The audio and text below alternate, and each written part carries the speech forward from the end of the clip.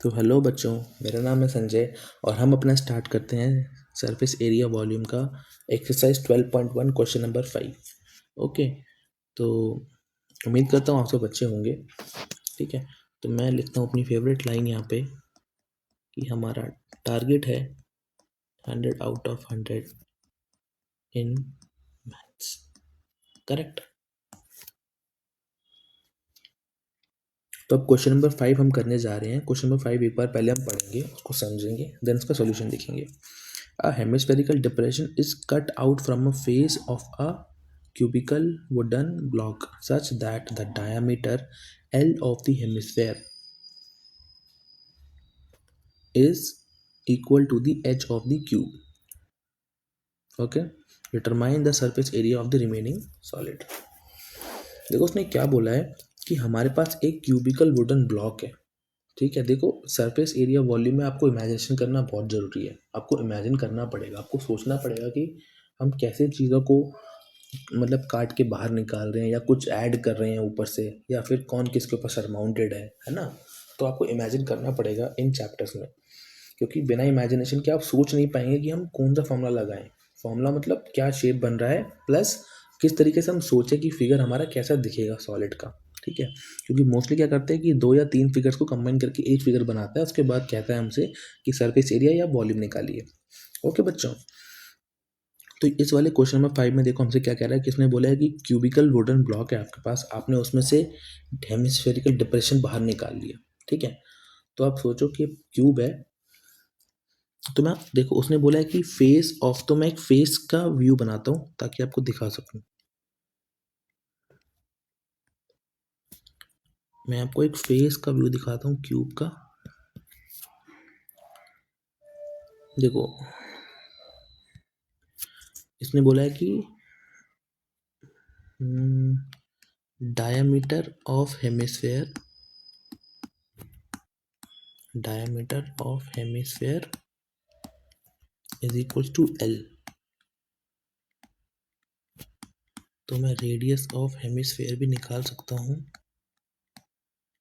जो कि होगा L/2 is equal to the edge of the cube. Okay, so side of cube भी है हमारे पास L।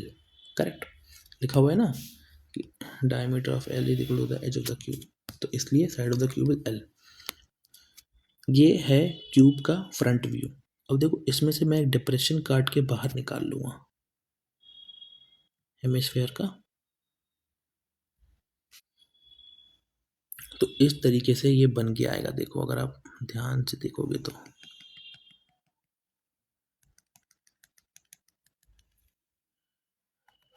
करेक्ट, समझ में आया।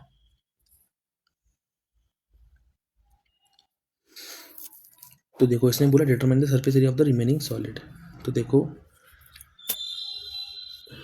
हमें क्या निकालना है, surface area of remaining solid.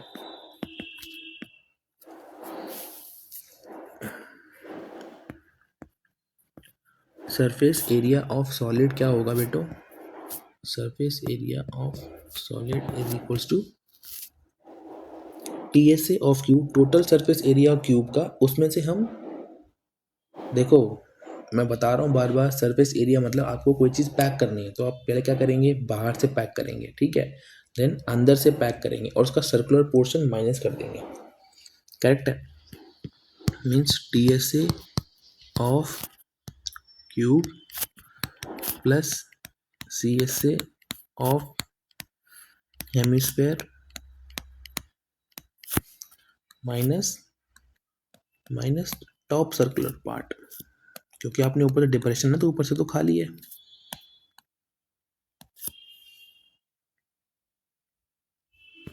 तो TSA ऑफ क्यूब का फॉर्मूला क्या होता है, 6a²। CSA ऑफ हेमिस्फेयर का 2πr², एंड टॉप पार्ट का क्या होगा, πr²। ठीक है, तो ये होगा 6a², 2πr² माइनस πr² क्या होगा, πr²। ओके, देखो ए मतलब यहाँ पे हम एल रखेंगे ए को, क्योंकि ए हमारा होता है साइड ऑफ क्यूब। हमारा साइड ऑफ क्यूब हमारे केस में क्या है, L square plus pi into में आर स्क्वायर। आर है हमारे केस में हेमिस्फेयर का L/2 का होल स्क्वायर। ओके, तो ये है 6L स्क्वायर प्लस में पाई इंटू में L स्क्वायर अपॉन में 4। हम देखो यहाँ से L स्क्वायर कॉमन ले लेंगे, देन अंदर बचेगा 6 plus pi by 4। Correct. LCM लेंगे यहाँ पे हम, एल स्क्वायर एलसीएम आएगा 4, यहाँ पे आएगा 24 प्लस पाई बाई 4। मीन्स इसको कैसे लिख सकते हैं हम, 1/4 L स्क्वायर पाई प्लस 24। हमें देखो यूनिट तो कुछ भी गिवन नहीं है ना, सेंटीमीटर मीटर है, तो हम उसको क्या लिखेंगे, स्क्वायर यूनिट्स, स्क्वायर यूनिट्स।